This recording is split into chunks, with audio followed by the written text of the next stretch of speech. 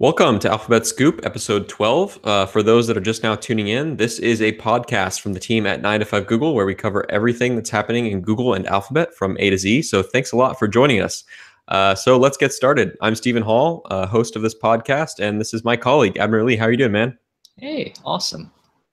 Another week. Indeed. Number 12. Awesome.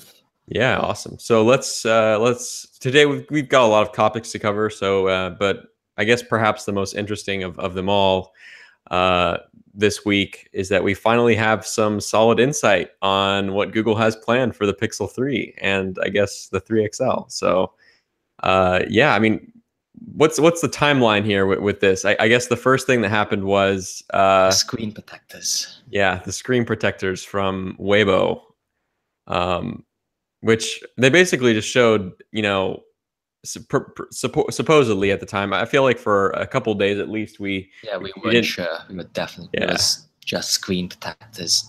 Yeah, and what was interesting too is that it was just a random Weibo account. Like, so we didn't have, you know, like very often these kind of links will they'll surface from a Weibo account that has, you know, some kind of track record. Mm-hmm. But this one, there's absolutely nothing to go off of. And then who was it that picked it up first? Oh, Slash Leaks. So someone saw it on Weibo and posted on Slash Leaks, and then it went, you know, wild. It went crazy from there. Mm-hmm. But you know, Slash Leaks sourced the Weibo account, and they had removed it. So I don't know what happened. Maybe it was a, you know, they got caught. Yeah, maybe they got caught, or maybe it was an accidental posting or something. But yeah, so that was it. Yeah. I think we've seen that happen before. I'm not sure. I can't recall at the moment, but I think we've seen it happen before where, you know, the CEO of a Chinese company or something accidentally posted something to their public Weibo account. Yeah. I can't remember who that was or what it was, but, you know, maybe this was one of those situations. But yeah, I mean, that was kind of the start of it all, and it showed 2 screen protectors and maybe 3, which we could probably not 3, but we can dive into that in a minute. But 2 screen protectors, obviously, labeled Pixel 3 and Pixel 3 XL, which I guess those are the 2 obvious names, right? It looks like we have a little bit of a trend going with the XL, and then, you know, the number scheme. We didn't know it was going to happen last year because it was the first. Yeah, it was so new. Yeah, I feel like everybody called it with the Pixel XL. Everybody was Pixel XL 2. Everybody was going that way. Right. Somewhat, yeah, I think that was the common. Everyone agreed that was probably what it was going to be. Was Pixel XL 2 and Pixel 2. But I always hated that. Always hated that. So now it's clear though. We've got the Pixel 3 and the Pixel 3 XL. I mean, well, it's not completely clear. I mean, Gurman. So I besides the screen protectors, Gurman is the other big source of information. Then there's WinFuture, and then the other part of this picture was everyone who was just speculating based on the screen protectors, you know, before the Bloomberg report. So there was tons of renders it was crazy. Like within 24 hours of those screen protectors coming out, there was like renders, and there were half a dozen Reddit posts of people speculating, like, how are they going to do the notch? Are they going to do it like Apple? Are they going to hide the notch? You know, the whole 9 yards. But to Google's credit, they had an admirable run at somebody not leaking these Pixel 3s, because it's June. It was end of May, June, and this is the first time it's leaked. And this leaked from a supplier and not like somebody within Google. So on their end, they did the Made by Google team did a great job at like locking this down. So yeah, I mean, it looks like secrecy wise. Yeah, totally. I mean, I think that's partly thanks to the fact that the development of the Pixels is becoming more and more in-house. You know, the first year I felt like it was pretty much just an HTC OEM job. You know, with the exception of a few little things that Google did. We could, you know, we talk about this every single show. Are we gonna talk about the wedge or no? No, you mentioned the wedge, so I think we're good. Anyway. But yeah, so and then last year, you know, we all know that the LG did the 2XL and HTC did the smaller.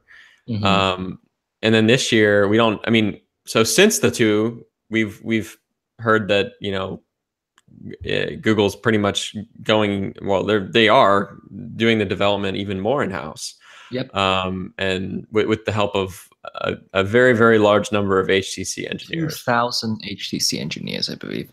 But yeah, if you think about it, it would have been surprising if for the third year in a row, Google outsourced it to somebody else, because we've been waiting to see what they're doing with this HTC acquisition. It's sizable and it's finally happening, so that's good. If it results in this secrecy, well, if you the ones who like the surprise. Yeah, and the reason we know it's happening, and this kind of we can dive into the Bloomberg report. So the big story with the Bloomberg report, actually, I should give credit where credit is due. WinFuture had this about half an hour before Mark did at Bloomberg. Was that Google is manufacturing these with Foxconn, which, as listeners of this show, you know, those who are more in the loop on tech will be very well aware that that's the same Chinese company that Apple manufactures the iPhone with. So that's kind of the proof that we have that this is not just going to be an LG or HTC, you know, contract job. This is going to be, you know, Google's going all in. And honestly, that's kind of scary to me. I mean, I think you need to think about, you know, there's a lot of expertise, manufacturing expertise that LG and HTC have, years and years and years of it. Yeah. And with Foxconn doing it, you know, it leaves more in the hands of Google to make sure they get right. Yeah. And as we know, Google's only barely dabbled in doing their own hardware before, you know? Yeah. The way I think about it is, well, okay, so there was a lot of drama around the Pixel 2 XL, obviously, but that was due to a component from LG. That was an isolated component.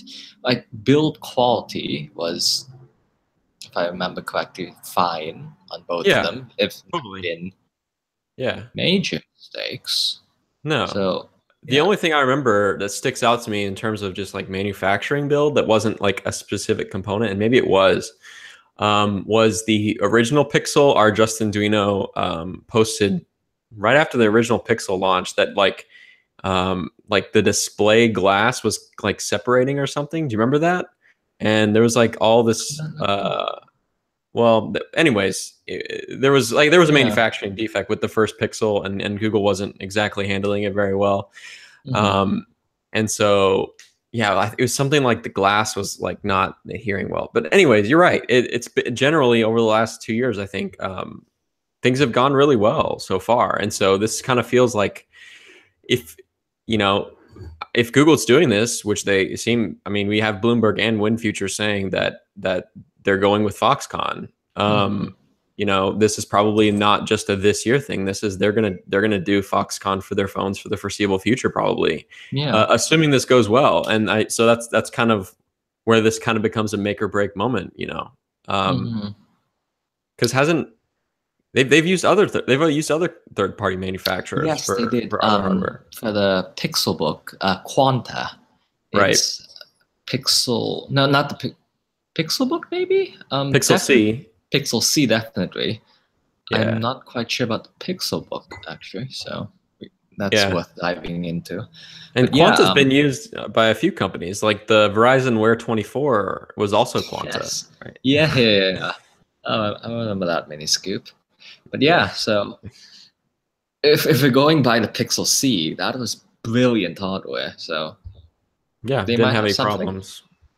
And the Google Home, I think we don't give the Google Home designs enough credit. That is directly Google. Oh yeah, true. That's very true. That's very true. Although a smartphone is notably more complex. Oh, absolutely. The smaller it is, the harder it is to make. One thing that just popped into my head though was WinFuture's report. So it seemed like Bloomberg, Mark Gurman. We all know Mark, our old pal Mark Gurman. He's probably got sources. You know, engineers probably, I would guess, Google engineer sources. Whereas it seemed like WinFuture's report was primarily based off some kind of manufacturing like supply chain documentation or something like that. Mm-hmm. And it was interesting to me that just came to my mind was that documentation apparently said that Google was aiming for some kind of August or September timeline, which to me, I wouldn't take that to mean that they're gonna not like do a September event rather than an October event or an August event. Either. Like to me, I took that as this was a date that was on that documentation that might not actually represent the announcement, the actual announcement. Right, exactly. And so if that document said September, an early October announcement, which is exactly what what we would expect, would make a lot of sense. But another thing that just popped into my mind was that document mentioned August or September, and maybe, I mean, this is far-fetched and I have no idea what I'm talking about, disclaimer, but maybe that's Google giving themselves a little bit of padding room to make sure that they get this right with Foxconn for the first time. In terms of the crunch of. If I'm thinking about a good month, yeah. When thinking about why they would move it up like a good month or 2 months, like the whole Max launched in December, right? It was really cutting it close to this key holiday season. Right. So I guess the logic of bringing it up was like to give them better breathing room to launch everything else they announce. Because like so far, all indication we've seen from Google is that they like doing it at one event and then releasing it when it's ready afterwards. Yeah. One thing that came to my mind though was like, last year the talk and the controversy with the Pixel 2 XL was that all the problems that it had were pretty much quality control problems. I mean, do you remember that image? Yeah. The image of the Pixel 2 that came out of it was just in a retail box. Someone bought it at the store or whatever, and there was a slip inside that said it like failed quality control or something. Yeah, and it literally made it to United States, like in the retail store somewhere. It had no OS or something like that. Like there was no operating system installed. Yeah, something like that. But something crazy like that. Yeah.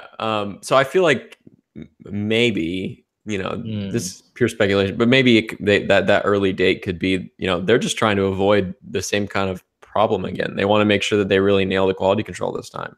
Yeah, definitely.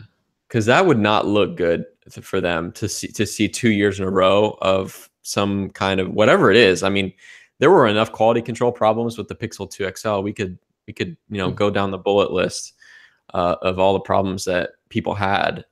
But there were enough problems that if we saw that repeat again, I think it would look really, really bad for Google. So I think, even if the date doesn't mean that, I think it's something they're probably thinking about and something they want to avoid at all costs, is having another quality control debacle. Yep. But on that quality control debacle, there is one source that we saw a South Korean report say that an LG is again supplying the display for the Pixel 3 XL. So I hope something has changed. I really hope something has changed between now and last year in terms of LG's quality to deliver. Yeah, I think that problem came down to just the fact that LG is just not their panels just weren't up to the same level of quality as Samsung's. Like, I mean, yes, there were some good ones that eventually came, but I think all the first batches, like pretty much all had like, black smear or some kind of issue. And so, maybe, I mean, I think that LG definitely has the ability and the capacity and the resources to be as good as Samsung, with given the amount of time. I don't know. But yeah, given time. And so if it's been a year, I'm sure that Google is, if they signed another contract to supply displays with LG, I'm sure that they made sure that it was at least going to be better than last year. Maybe they're not going to be up to par with Samsung this year, but which the funny thing is, like, there's all those reports about like Samsung having extra OLED displays from the iPhone 10. So why didn't you just dip into that pool? That's like, that would be, imagine a Samsung level display on the next Pixel would be amazing. honestly. It would be, and we had a Samsung display on the Pixel 2. Great So display. who knows? Maybe Samsung's doing the small display again. Yeah. Ooh, that's enticing. Someone in the Yeah, chat's criticizing me for using AirPods. they're the best. Oh, I guess we can do a tiny bit. Pixel Buds. They've gotten so much better with the ability to change the double tap gesture from reading your notifications to next. Like that's honestly makes it like it saves these headphones for me. And I've been using them way more now because of that Good. one tiny feature. Yeah, and that, speaking of the October event, we heard I forgot who it was, but someone reported that Google's planning a second gen Pixel Bud. So Evan. Oh, Evan did. That's right. So yeah, that'll be interesting to see, and hopefully they're up to par with the AirPods. Maybe Google has some specialized hardware in store for those. Yeah, because at the end of the day, this is like a Bluetooth problem. The reason you're wearing AirPods is because everything's Apple a Bluetooth solved problem. Bluetooth. Bluetooth 5, don't suck, please. So yeah, back to the Pixel 3. For those who missed it, I guess we didn't mention this. The Pixel 3 is supposedly going to have a very similar design to the Pixel 2 XL. At least in terms based of on the rounded corners. Yeah, so rounded corners, but obviously smaller size. You know, it looks like, honestly, the Pixel 3, based on these screen protectors, looks like the Pixel 2 I wanted last year. Yeah, it's isn't it funny that the Pixel 2 looks old, but with the Pixel 3, the only thing what they did to make it look modern is around the edges, and that's enough. It's kind of funny. Well, it does look like it's it has enough for slimmer me. bezels than That is true. So and again, that's part of it. With these rumors, we have no idea what the rest of the phone looks like. Everything has been focused on this screen, and there's like a world of possibility with what the actual case design is going to look like. That's like the biggest thing to look forward to in the coming weeks and months. Right. Yeah. Finding out if it's a ceramic. My wish list is a ceramic back with glass on the top with wireless charging, and that's like, in terms of the rest of the build, like that's my hope. But you know, who knows? That's probably a stretch. Although the Essential phone was ceramic, and you know, ceramic's been merging, you know, little bits by bits across different manufacturers. So I'm hoping that maybe Google will do that. Although, you know, prices might be a factor there. And so yeah, so the other thing is, so the smaller Pixel looks like the Pixel 2 XL miniature. It looks like what the Pixel 2 should have been in an ideal world. And the larger Pixel 3 XL it's the dreaded notch and chin, like terrible design, in my opinion. So does it look to you V30 much? I'm trying V35 rather. I've been trying to trace what like modern phone it looks like. I don't know. It looks like a Pixel 2 XL with a notch to me. But you could say that the notch plus chin thing, I mean, if you're trying to find another Android phone that looks like that, you don't have to look very far. Nope. Yeah. I hope Google makes a case for the chin. Like, this is like, again, my thing is mostly like, as long as Google has made a proper case for it, I'll give it a try. But till then. Yeah, I mean, Mark Gurman's report. So there were a couple little things in his report that I feel like didn't really get talked about or noticed very much. One of them was that he actually mentioned that the reason they're doing it is to stick with, or to keep front-facing speakers. And supposedly, I don't know if I believe this, but supposedly that wouldn't be possible without the bottom chin. And I don't know, that's a trade-off. I personally don't. My take on it is I'm fine not having front-firing speakers as long as the speakers are good. I mean, that's my only requirement, is that it sounds good. I don't care where the sound comes from. What do you think about it? I've already know that I'm going to the Pixel 3 always, but if I had to choose this Pixel 2 XL, this Pixel 3 XL, again, looking at it, the bottom is bothersome, but it is bothersome, the thicker thing. Our colleague Ben just suggested that it looks a lot like the Huawei P20 Pro from the images of the screenshots, and I think I agree that the shouldn't you think the notch would be thinner? Like Bloomberg made a point of pointing out how it's it's a noticeably taller bezel compared to other devices. So again, I'm trying to see that rationale there. Yeah, I don't know. I don't know the rationale. I think in this case, the size of it is probably just because the fact they're trying to squeeze 2 camera sensors on there. That's the other big point. So that's something else we haven't talked about. So apparently, both of these phones will have dual front-facing cameras and single shooters on the back, which we don't really know what that means yet, because 2 front-facing cameras would not solve the problem. And so let's assume that the reason they're doing 2 front-facing cameras is because they want to do better face authentication. If we assume, based on their AI or whatever, because that's how they do everything, assuming that's the case, that still doesn't solve the big problem with facial recognition, which is dark, or like so maybe it's an IR sensor. Like the maybe, but I feel like, didn't Mark specifically say that it's dual cameras? Yeah, and so I don't know. I think it is dual cameras, and if it is, you can't unlock your phone at night with a dual camera system.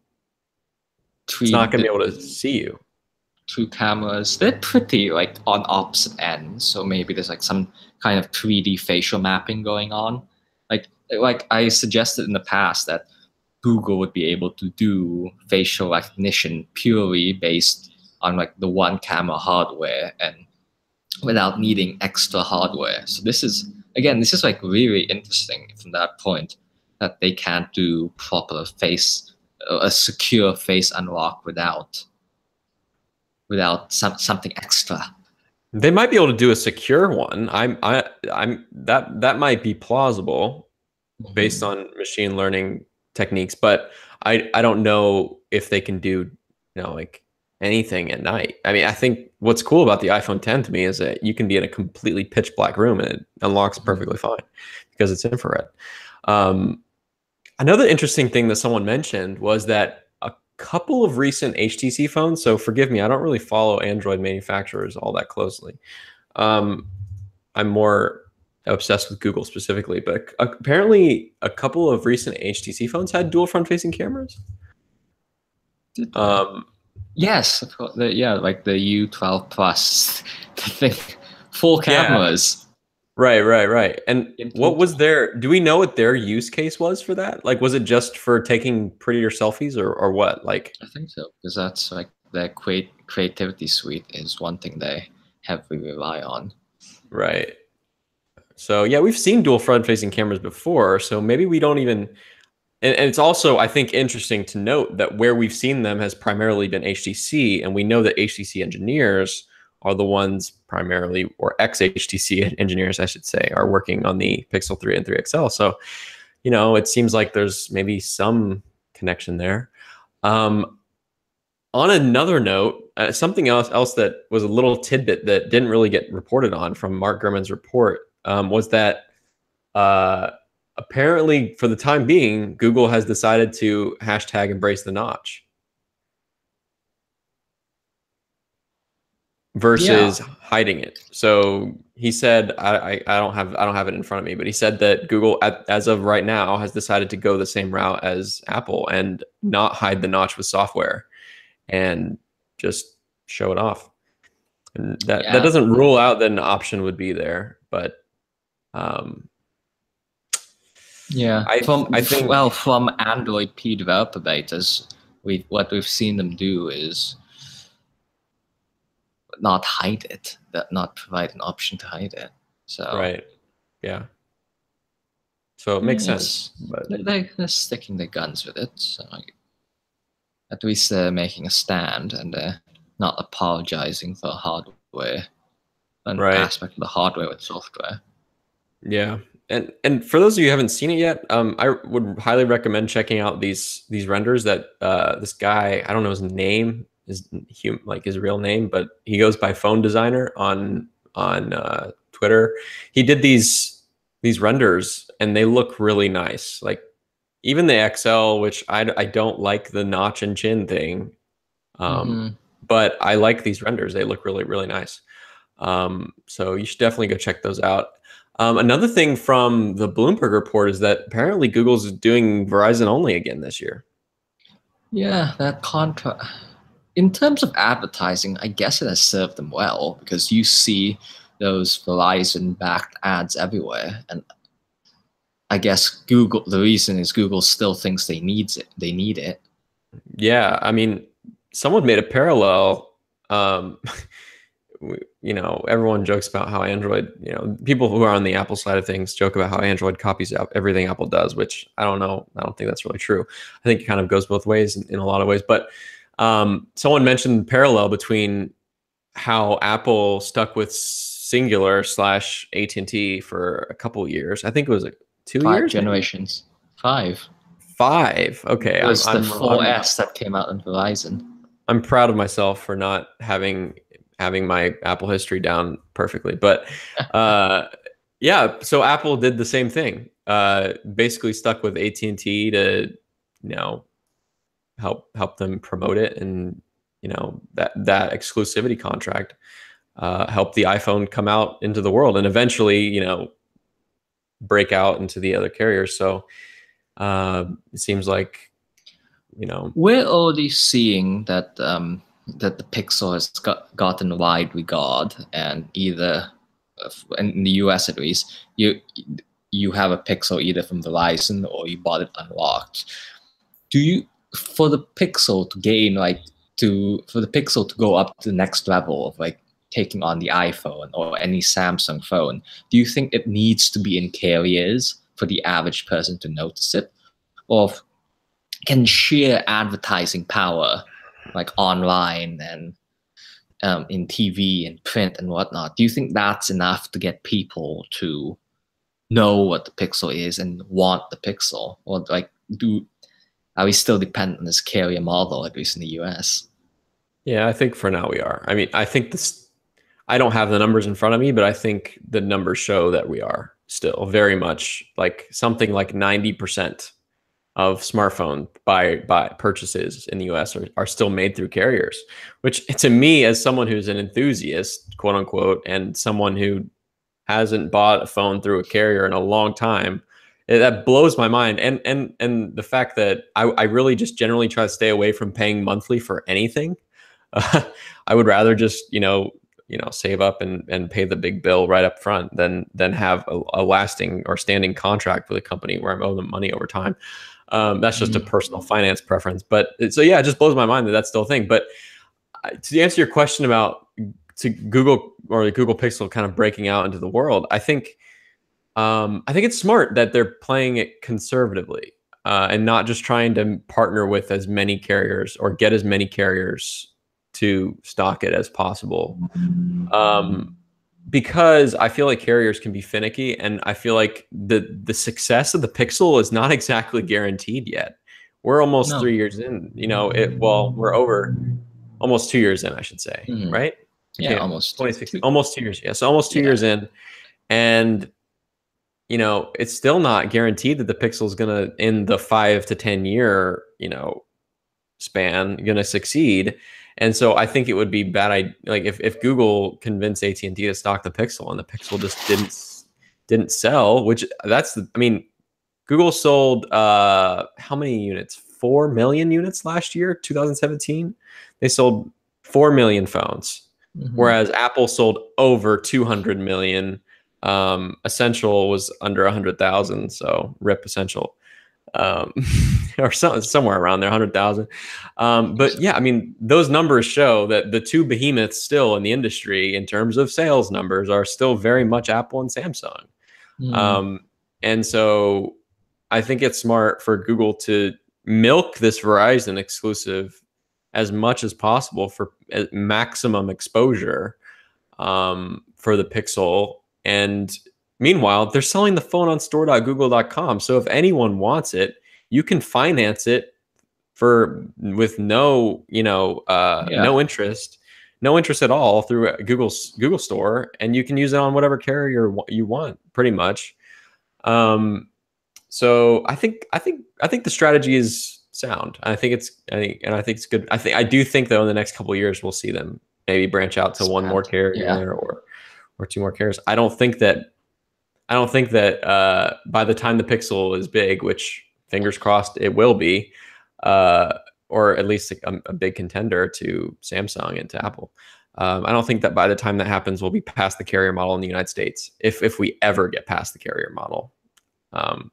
So yeah, it's not exactly optimistic, but I think we're stuck with carriers for the time being. There was some carrier news with Project Fi, if we're ready to close out our Pixel 3 discussion. Yeah, just one more. So like we didn't mention that apparently they're both going to have the Snapdragon 845, which is a little detail that it's pretty much a given. It's not going to be an 846. Yeah. In terms of chips, like the thing to look for is whatever custom silicon that Google does. They had the Pixel Visual Core on the Pixel 2, and they had some custom chipsets on the Google Clip. So, like, if you're interested in that area, the big news is whatever Google decides to do to power its AI and machine learning on device. Yeah, and I guess with all of this said, the only thing that's kind of there's just a few little details to learn that we don't know yet, to keep an eye out for the coming weeks. Just to round out this section on Pixel 3 is wireless charging, yay or nay? Headphone jack, yay or nay? Yeah. I'm leaning yes on wireless charging because it just seems obvious to me with the iPhone doing wireless charging and Qi in general kind of winning the world. Yeah, winning. And then I'm leaning no on the headphone jack because obviously it seems very unlikely that they would. At the end of the day, removing the Pixel jack has like a pure hardware benefit. It saves space. Like that cannot be denied. And I'm sure like phone designers would rather take the space savings internally if they can get it. Yeah. So that's a bit sad. And other than that, we still don't know little details like battery capacity. Google's focusing a lot on battery life for Android Wear. Is that going to be a thing with the Pixel 3? Are they going to talk about battery life, optimizing that? That's maybe a stretch. I don't know. We'll see. And then there's, display resolution. We aren't sure on that.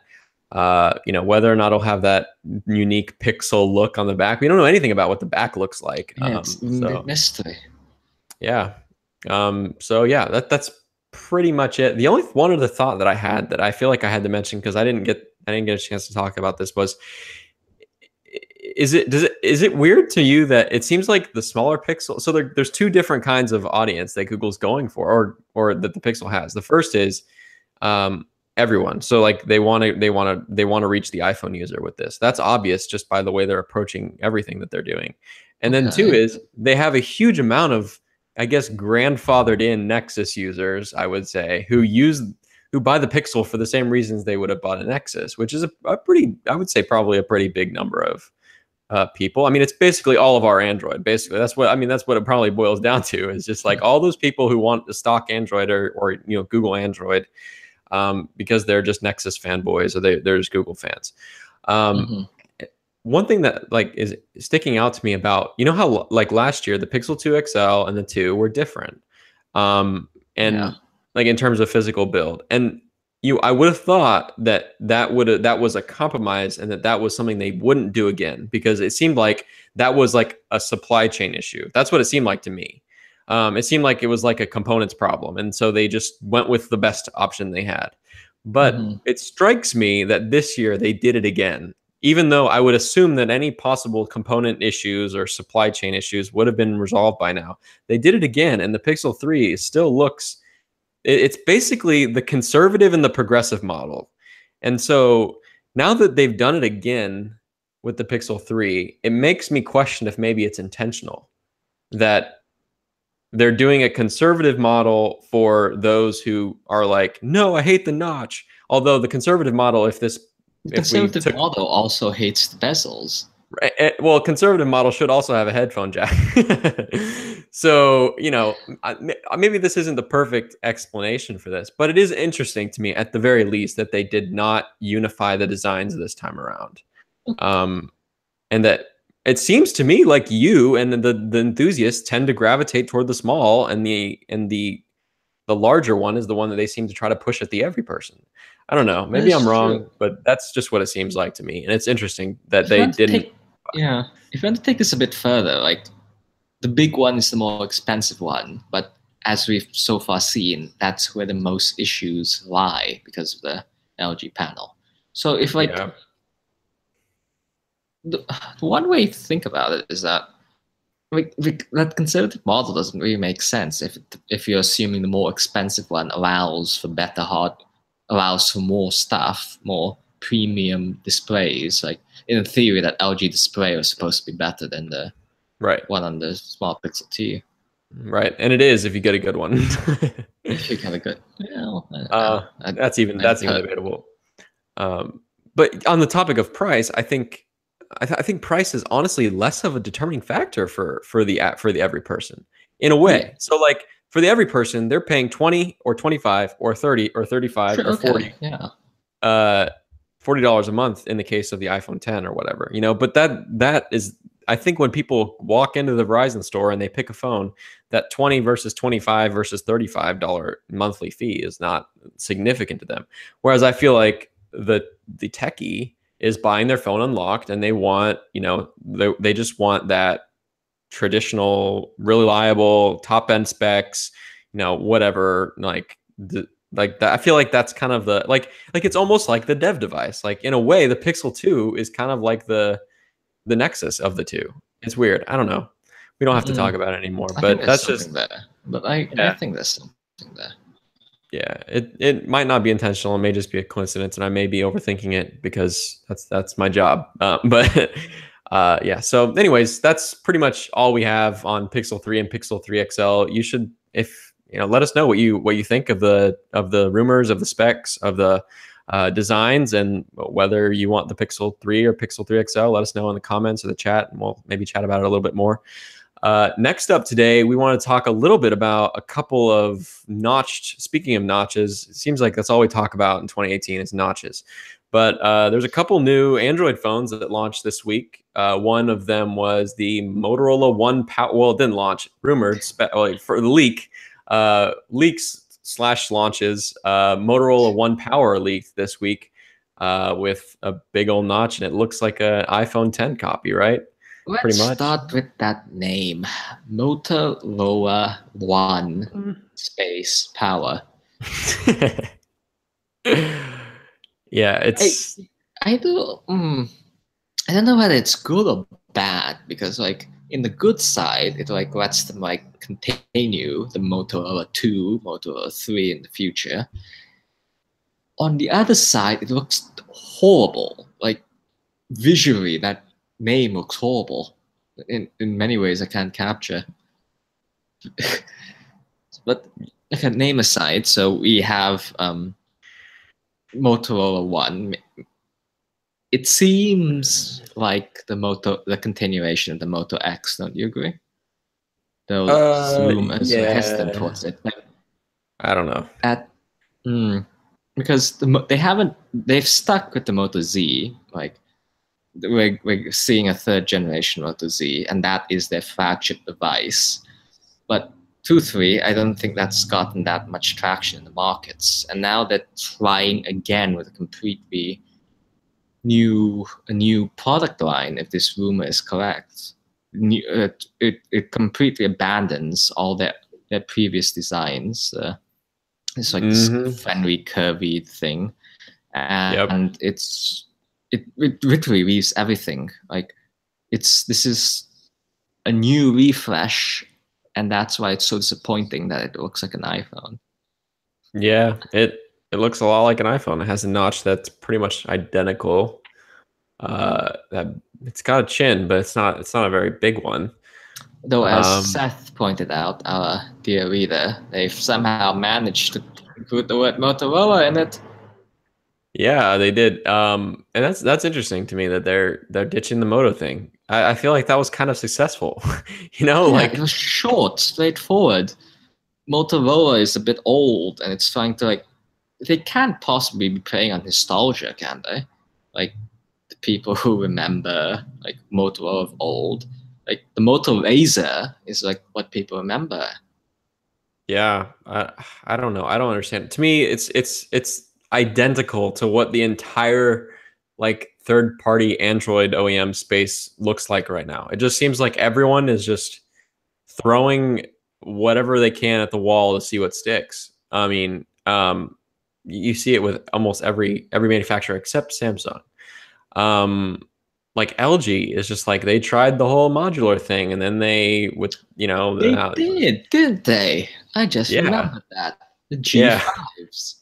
Yeah, and then now they're back to with the the G6 went back to a traditional metal and glass slab design, and that didn't sell well. And then the G7 is the same thing but with a notch now, or with the notch and chin design. So it's none of these phones are really selling that well, and so it just seems like they're just trying to catch any little thing they can that might sell their phone. And in 2018, that thing is a notch and a chin, and because that's just kind of it's starting to become a little bit of a status symbol. It's in a really stupid way. It's kind of that's how you can tell what's a new phone and what's an old phone.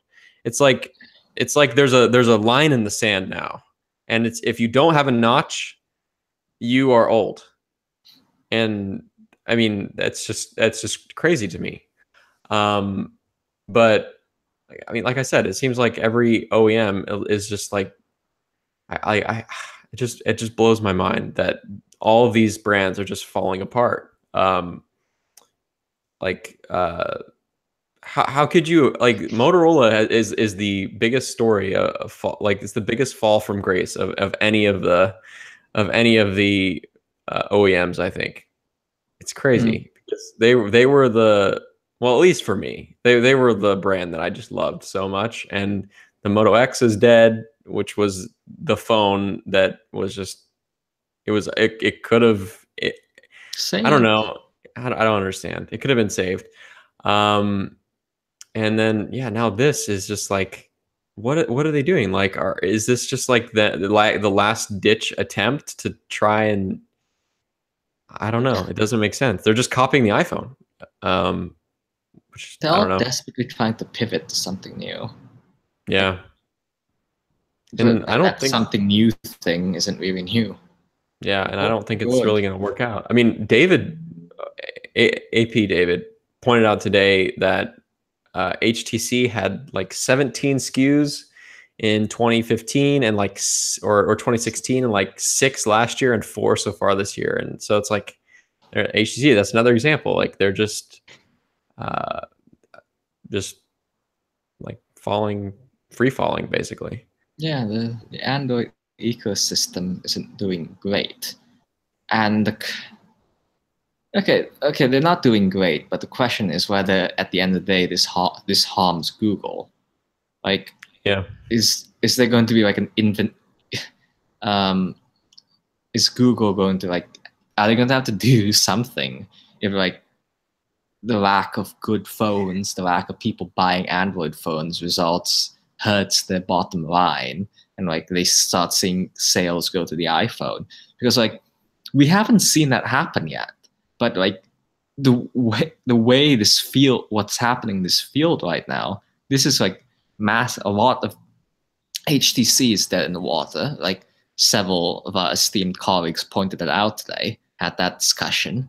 Motorola is succeeding in the low end there, They haven't proven that they can do something at the high end. LG is just trying everything, and by everything, that includes going to Project Fi and offering them a phone, which is interesting. Essentials failing, literally. OnePlus, bright spot, a cheap bright spot, it's affordable niche audience that's active enough and can keep that brand alive. And then yeah, and then there's the Chinese OEMs, and we could talk about Xiaomi. That's trying to get into the US. Xiaomi's Mi 8 was announced this week, and it is the most, bar none, the most blatant copy of the iPhone that has ever been released on the Android side, ever. Even the wallpaper. Why? So the wallpaper is identical. The ad, so the marketing material for MIUI 10 is almost identical to the original iPhone 10 ad, to the point that the beats per minute of the song and the just general, like, it's almost identical. Yes. And like the song and the marketing material is like almost identical. It's not awesome. And then there's so that the text. So like, I don't know if you remember, I can't bring it up on the screen at this moment, but the iPhone 10 ad had like, words across the middle of the screen, and it was kind of like this gradient that was like pink to blue or whatever. The MIUI 10 ad has the exact same thing, just with Chinese characters. The quick settings in on the Mi 8 are the exact same sliders. They look exactly like Control Center. That's fantastic. The notch is almost exactly the same. The back camera, the dual camera with the flash in between, is exactly the same. Glass front, glass back. The only difference in the hardware build is that Xiaomi is taking the cheap route, and they're not doing they are doing the chin, so they're not wrapping the display like Apple did. So like, it's just it's insane, and I don't understand. I mean, obviously, Android OEMs have gotten away with less blatant copies over the years, but this one is just like, it's not even like it is absolutely intentional, and they have absolutely no shame about it. They're not hiding it at all. It is like, it's like they're almost marketing it as this is an iPhone X copy, and that is, or iPhone 10, whatever you want to call it. It's an iPhone 10 copy, and that is its selling point. So I think one thing I saw somewhere on Twitter or Reddit, with going back to this Moto phone, there is like a subset of people that want an iPhone 10 that runs Android. Like, is that sure, like big enough for these companies to put engineering development around actually doing that versus doing something new? Apparently. Yeah, I mean, I want an iPhone 10 that runs Android, but when I say that, I don't mean I want a direct copy. Yeah, you want what's good about it. You want like the effort, the quality, the original ideas. Right, and I really appreciate the fact that they went all the way with the display, and they didn't cheap out with the chin situation. The display component is great. I mean, it's top tier. It's better than the Pixel 2 XL display by leaps and bounds. The notch is bigger, but it's bigger because they have, it does infrared, and it has all those sensors all jammed in there. So there's not really any room for them to make the notch smaller, because it's jam packed with sensors. And so I appreciate that, like the thoughtfulness. Yeah, like that's it. Like the thoughtfulness of the design is something I want to see on Android, and I was hoping we might see it with the Pixel 2 or the Pixel 3. I mean, and it doesn't look like we will, unfortunately.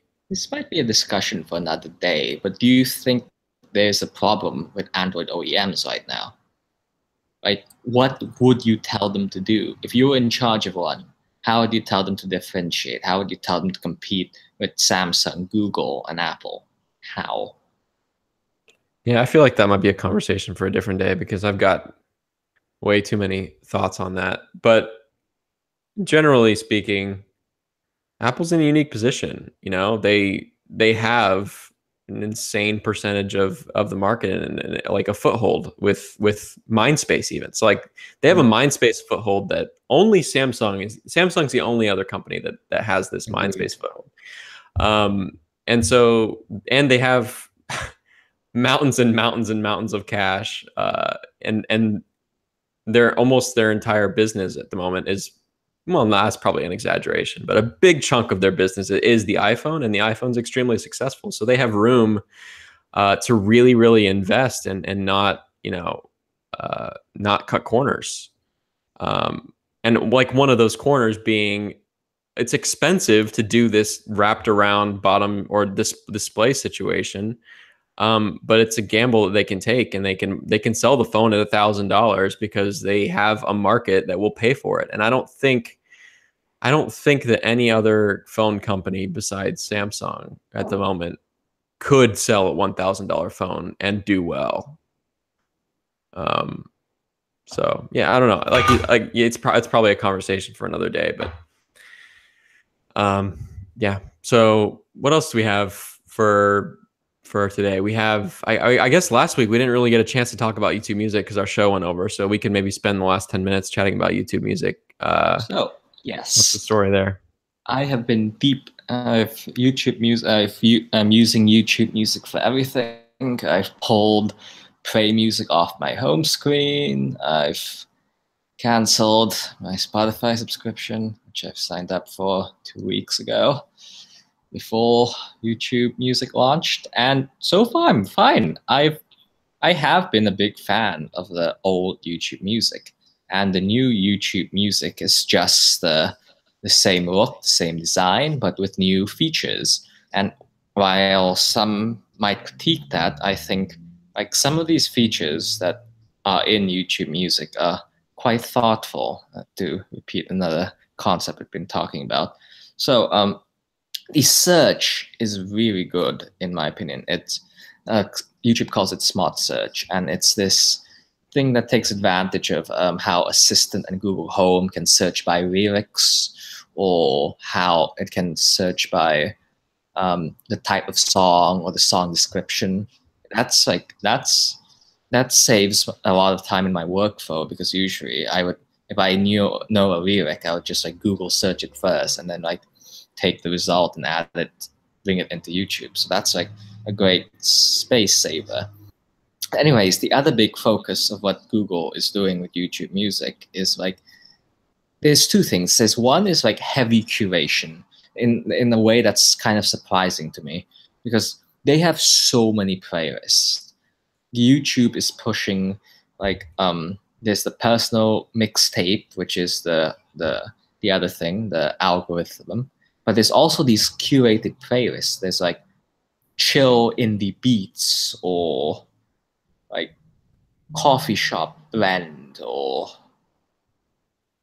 sunset soundtracks. There's like these thousands of playlists that they've like presumably hand curated. Maybe there's definitely some algorithm involved, but like in a way that I didn't expect a music service from Google to.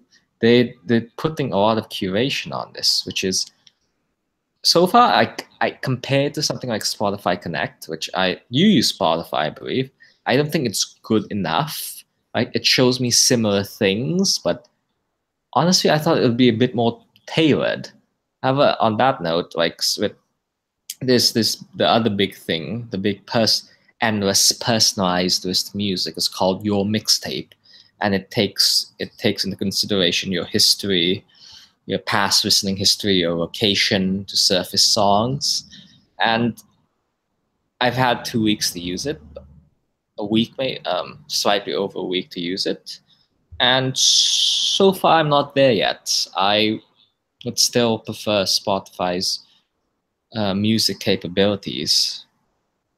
Have you had a chance to use it yet? I haven't at all. But I will note, you mentioned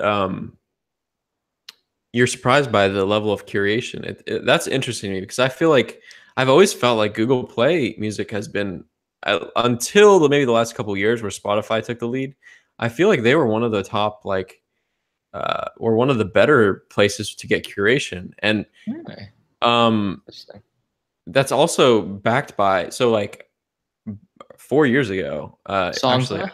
yeah, Songza. So 4 years ago, they acquired Songza, and that you could tell like a month or two after that happened that they added some like really great curation stuff to play music. And so I feel like the curation thing on that side of things has been something Google's like cared about and worked on for a long time. Maybe it's like a So mentality thing for me. yeah, Because like I'm not. YouTube is a wild west of like algorithm. Right, exactly. So it's interesting to see that they're kind of bringing that expertise from Play Music over to Play Music or to YouTube Music. I will ask though, like you say that so like I feel like just like last week you were saying that you were all in on Spotify, or a couple weeks ago, Yeah. because of being able to Spotify Connect. yeah, Oh Spotify yes. Connect. So how does that compare? Like obviously There's YouTube nothing. Music No, that has nothing. nothing like that. Which is Yeah. baffling. Which is baffling for a cloud company like Google to not have those vast platform. Right. I know why they don't have it. It's because Google Cast. They don't want to re-architect the new system because Google Cast mostly works for people. So I do miss that feature from Spotify Connect, but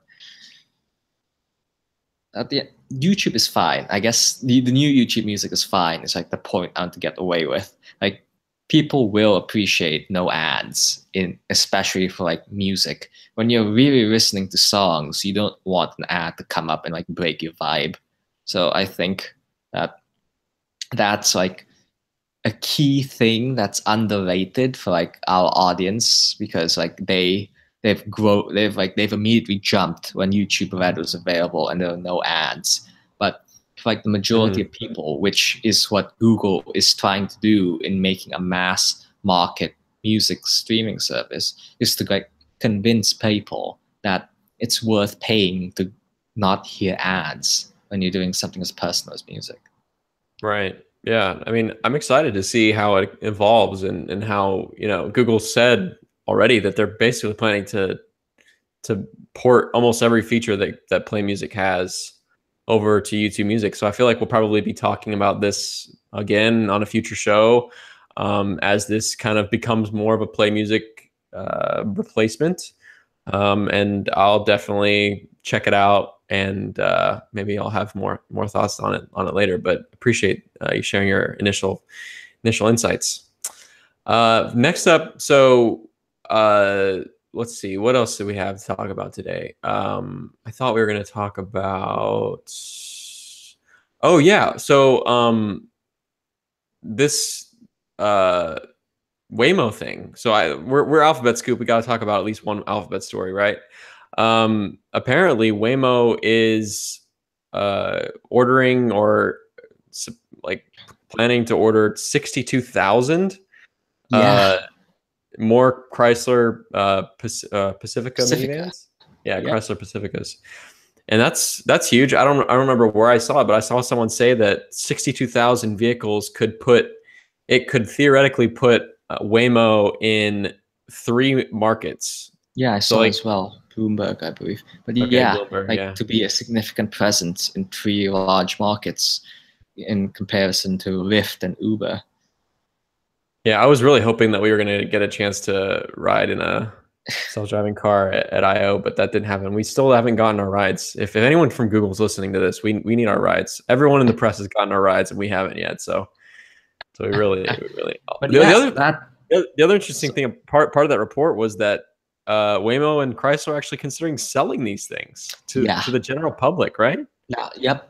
It's a new it's we've never heard about this business model yet. So far, like when Waymo has talked about monetizing like this early read in this 10-year read in self-driving cars, it's been as a ride sharing service, and 2 as like for trucks delivering goods, like heavy duty trucks. So but this new one that just came out this week was the idea that they would license their self-driving tech out to like Fiat Chrysler, and then in turn Chrysler would sell like Waymo powered cars in showrooms.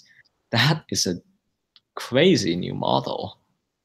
Yeah, that's insane to think about. To think about how, basically the model is like Waymo would be licensing the self-driving technology to Chrysler, and Chrysler would sell these as self-driving cars for whoever wants to own one And that's interesting to me because, one, that opens up self-driving to be used in an unlimited number of use cases, whereas as of today, it's pretty. I mean, we've got Tesla, and they're not. They're not as autonomous. They're not anywhere close to as autonomous as Waymo's cars are. Um, but in terms of general public use, I mean, you could imagine having a self-driving minivan that you might be able to, use as a family, which is that's just crazy to me. And the other thing is, like, what are the implications of that? Like, that's crazy. It's like, if the car gets in a wreck, whose fault is it? If I own the car and it's licensed technology from Waymo and Chrysler sold me the car, is it my fault that I got in a wreck? Is it Waymo's fault that I got in a wreck, or is it Chrysler's fault? So it gets messy, and it'll be interesting to see how that pans out. But the other thing I've seen from like selling cars, like because the one big dream of self-driving cars is that nobody owns a car. It becomes a shared resource and system. Right. That's how I've interpreted it too. Yeah. Yeah. Everybody, like, that's been like the big thing. But now we're seeing this idea that you can buy a self-driving car. I wonder if like this is like a big US thing, because like Americans still, more than other countries, still have that love of like owning a car, of like driving when they feel suited to. And that might be to appeal. Like, if that market is there, you might as well like offer a car. Like, yeah. Another aspect. This is unique to a slightly unique story that I can tell, is that my wife's aunt is almost legally blind. So there's also this, special needs, I guess, market for self-driving vehicles to be sold. So she's not a techie person, and she's not aware of anything that's going on in like, well, she's not that aware, but there is one thing she's very aware of, and she's aware of these self-driving cars that Google's going to be selling, apparently. Like, so she's aware of it on that level, and so she's thinking of like, I can't wait to own my own self-driving car. And so I don't know, like, sometimes I feel like owning cars is dumb and doesn't make sense, and it's like that totally ruins the whole idea. But then I think like there are use cases where there's use cases where people like actually might want to own one of these because they just want to get around and they can't drive for themselves. And like a ride sharing service is too inconvenient. Right. Yeah. I mean, you don't want to call a ride sharing service every time you want to go to the store to buy milk, Yeah. That's a very interesting standpoint. Like, I wonder what the premium on these cars are going to be. Yeah, I don't know. I have no idea, but it's a conversation for another day. Just to wrap things up, just today, Google App 8.6 came out, and you and Dylan did an APK Insight, and there's a lot of little minor things. But just one thing I wanted to touch on before we close out the podcast is that Google App Podcasts, which is what I've been calling it for weeks now, which is basically the podcast infrastructure that Google's been laying in the Google App, which has been pretty functional for a month or two now. Yep. Just today is now officially branded as Google Podcasts. So there's now Apple Podcasts and Google Podcasts. We don't have to call it podcasts in the Google app or whatever you're calling it. So that helps a great deal. I just wanted to mention that it's official that Google Podcasts is a thing, and it's basically, it seems like Google's plan to kind of merge or move podcasts out of Play Music and into its own thing. It would be nice, however, if we saw a standalone app for this instead of it being part of the Google app. So yeah, Google Podcasts is a thing, and we've got a lot coming in the coming weeks. One theory about Google Podcasts. Sorry. Oh yeah, sorry. When it came to YouTube, wouldn't it make, like, we've talked about like Google Play going away, but wouldn't it make more sense for podcasts in YouTube? Like, podcasts are pretty synonymous, but YouTube are way more synonymous. Yeah, I mean, I think that's plausible. I mean, we're on YouTube right now. People are live streaming our podcast right now on YouTube. So I don't think there's any reason to think that won't be a thing. But maybe there will be some kind of Google Podcasts integration in YouTube. That might be the route they take, but who knows? That's a good thought for sure.